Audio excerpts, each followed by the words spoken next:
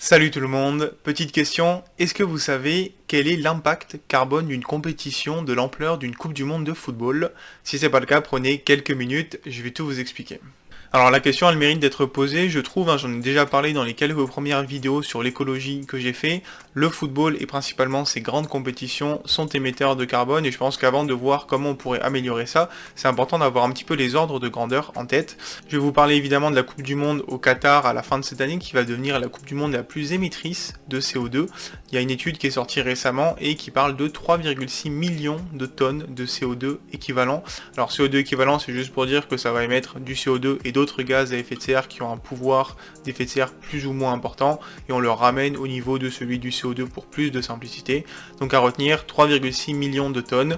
À titre de comparaison, c'est une compétition donc sur un mois qui va émettre autant que 360 000 Français émettent chaque année. Ou alors, autre ordre d'idée, pour respecter les accords de Paris, chaque personne ne devrait émettre que 2 tonnes de CO2 par an. Donc c'est une compétition qui devrait émettre autant que 1,8 million de personnes sur toute une année. C'est des chiffres assez énormes. Alors ce sera un record pour la Coupe du Monde au Qatar, mais les Coupes du Monde précédentes ne sont pas en reste malheureusement.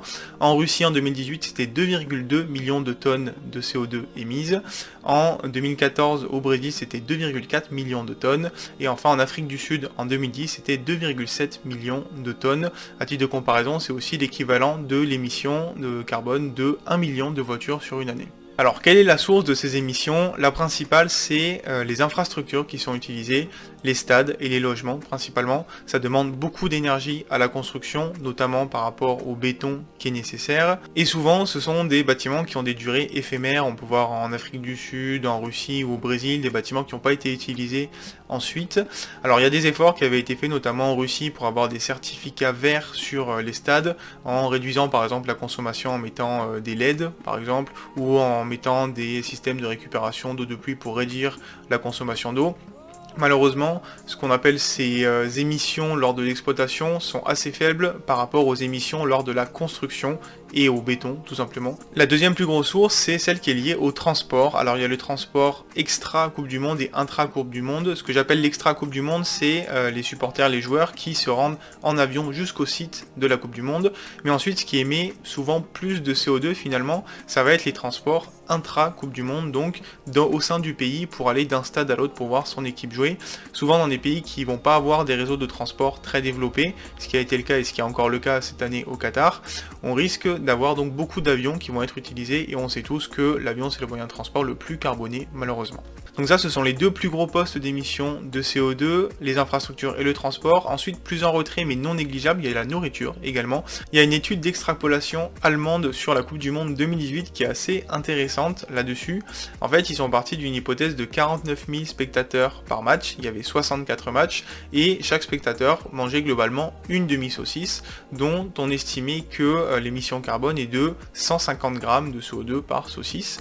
Et donc ils sont arrivés à un total de 3000 tonnes de CO2 liées à cette consommation de nourriture émise par match, soit près de 200 000 tonnes de CO2 sur l'ensemble de la Coupe du Monde. On parle quand même de près de 10% de l'ensemble des émissions de CO2 qui viendraient du coup de la nourriture.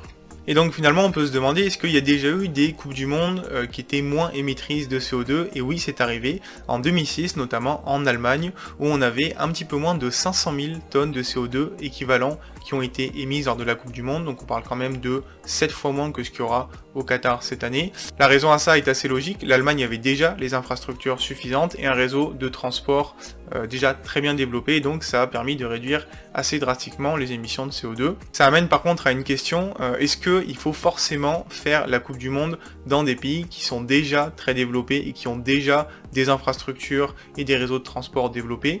Je suis pas forcément sûr de ça, je pense que ça peut aussi être une belle occasion d'aller dans un pays et lui permettre de développer des infrastructures et du transport, mais dans ce cas-là, il faut s'assurer que c'est des infras et des transports qui seront conservés de manière pérenne dans le temps et qui ne seront pas mis à l'abandon juste après.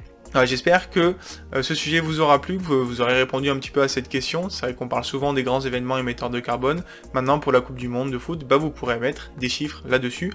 Évidemment je vais revenir sur tout ce sujet d'émissions carbone dans le monde du football dans des vidéos bien plus détaillées à l'avenir, mais je voulais faire une petite vidéo assez courte pour vous expliquer 2-3 chiffres clés à retenir. J'espère que cette vidéo vous aura plu du coup, n'hésitez pas à me le dire en commentaire, à liker la vidéo, la partager, vous abonner également si vous voulez en savoir un petit peu plus sur mon contenu, et je vous dis à très bientôt pour parler foot. Ciao ciao tout le monde.